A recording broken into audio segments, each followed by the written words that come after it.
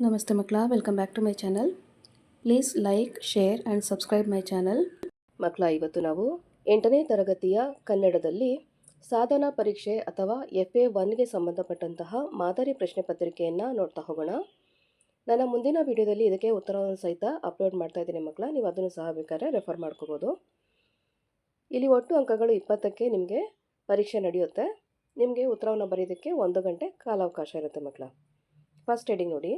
ಕೊಟ್ಟಿರುವ ಪ್ರತಿ ಪ್ರಶ್ನೆಗೂ 4 ಆಯ್ಕೆಗಳನ್ನು ನೀಡಲಾಗಿದೆ. ಇವುಗಳಲ್ಲಿ ಸರಿ ಉತ್ತರವನ್ನು ಆರಿಸಿ ಕ್ರಮಾಕ್ಷರದೊಂದಿಗೆ ಬರೆಯಿರಿ. ಇಲ್ಲಿ ಒಟ್ಟು 3 ಪ್ರಶ್ನೆ 1 ಅಂಕದಂತೆ ಇರುತ್ತೆ. ಪ್ರಶ್ನೆ 1 ನೋಡಿ. ಕನ್ನಡ ವರ್ಣಮಾಲೆಯಲ್ಲಿರುವ ವರ್ಗೀಯ ವ್ಯಂಜನಾಕ್ಷರಗಳ ಸಂಖ್ಯೆ. ಆಯ್ಕೆಗಳು 25, 34, 9 ಹಾಗೂ 49. ಪ್ರಶ್ನೆ 2. ಇವುಗಳಲ್ಲಿ ವಿಜಾತಿ ಸಂಯುಕ್ತಾಕ್ಷರದಿಂದ ಕೂಡಿದ ಪದವಿದು.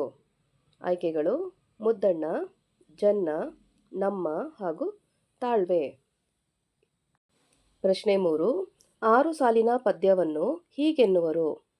ಆಯ್ಕೆಗಳು ದ್ವಿಪದಿ, ತ್ರಿಪದಿ, ಚೌಪದಿ ಹಾಗೂ ಷಟ್ಪದಿ.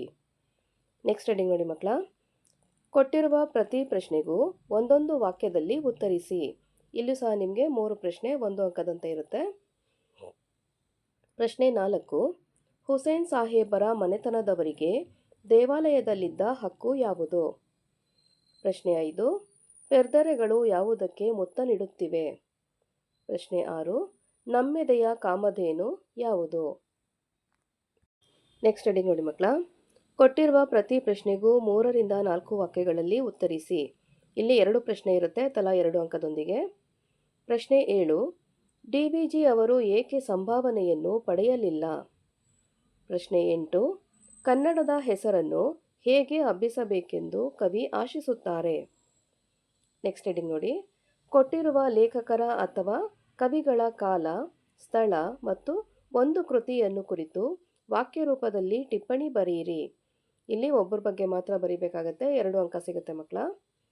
ಪ್ರಶ್ನೆ 9ರಲ್ಲಿ NS ಲಕ್ಷ್ಮೀನಾರಾಯಣ ಭಟ್ಟ ಇವರ ಬಗ್ಗೆ ನೀವು ಮೇಲೆ ಸೂಚಿಸಿದಂತೆ ಕಾಲ, ಸ್ಥಳ ಹಾಗೂ ಒಂದು ಕೃತಿಯ ಹೆಸರನ್ನು ವಾಕ್ಯ ರೂಪದಲ್ಲಿ ಬರೀಬೇಕಾಗತ್ತೆ ಮಕ್ಕಳ. ನೆಕ್ಸ್ಟ್ ಹೆಡಿಂಗ್ ನೋಡಿ. ಕೊಟ್ಟಿರುವ ಗಾದೆಗಳಲ್ಲಿ ಯಾವುದಾದರೂ ಒಂದನ್ನು ವಿಸ್ತರಿಸಿ ಬರೆಯಿರಿ. ಇಲ್ಲಿ 2 ಆಯ್ಕೆಗಳನ್ನ ಕೊಟ್ಟಿದ್ದಾರೆ. 2 ಗಾದೆ ಮಾತುಗಳಲ್ಲಿ ನಿಮಗೆ ಯಾವುದು ಚೆನ್ನಾಗಿ ಒಳ್ಳೆ ಮಾಹಿತಿ ಇರುತ್ತೋ ಆ ಒಂದು ಗಾದೆ ಮಾತನ್ನು ಆಯ್ಕೆ ಮಾಡಿಕೊಂಡು ನೀವು ಉತ್ತರವನ್ನು ಬರೀಬೇಕಾಗತ್ತೆ, 2 ಅಂಕ ಸಿಗುತ್ತೆ ಮಕ್ಕಳ. ಪ್ರಶ್ನೆ 10ರಲ್ಲಿ ನೋಡಿ. ಕಟ್ಟುವುದು ಕಠಿಣ, ಕೆಡಿಸುವುದು ಸುಲಭ. ಹಾಗೆ ಚಿಂತೆಯೇ ಮುಪ್ಪು, ಸಂತೋಷವೇ ಮೌನ. ಇದಕ್ಕೆ ನಿಮಗೆ ಇನ್ಫಾರ್ಮೇಷನ್ ಬೇಕು ಅಂದರೆ ನನ್ನ ಚಾನಲಲ್ಲಿ ಗಾದೆ ಮಾತು ಅಂತಲೇ ಒಂದು ಪ್ಲೇಲಿಸ್ಟ್ ಇದೆ ಮಕ್ಕಳ, ಅದನ್ನು ಸಹ ನೀವು ಬೇಕಾದ್ರೆ ರೆಫರ್ ಮಾಡ್ಕೋಬೋದು. ನೆಕ್ಸ್ಟ್ ಹೆಡಿಂಗ್ ನೋಡಿ. ಕೊಟ್ಟಿರುವ ಪ್ರತಿ ಹೇಳಿಕೆಯನ್ನು ಸಂದರ್ಭದೊಡನೆ ವಿವರಿಸಿರಿ. ಇಲ್ಲಿ ಒಂದೇ ಸಂದರ್ಭ ಕೊಟ್ಟಿರ್ತಾರೆ, 2 ಅಂಕ ಸಿಗುತ್ತೆ ನಿಮಗೆ. ಪ್ರಶ್ನೆ 11ರಲ್ಲಿ ದೇವರು ದೊಡ್ಡವನು, ದಯಾಳು.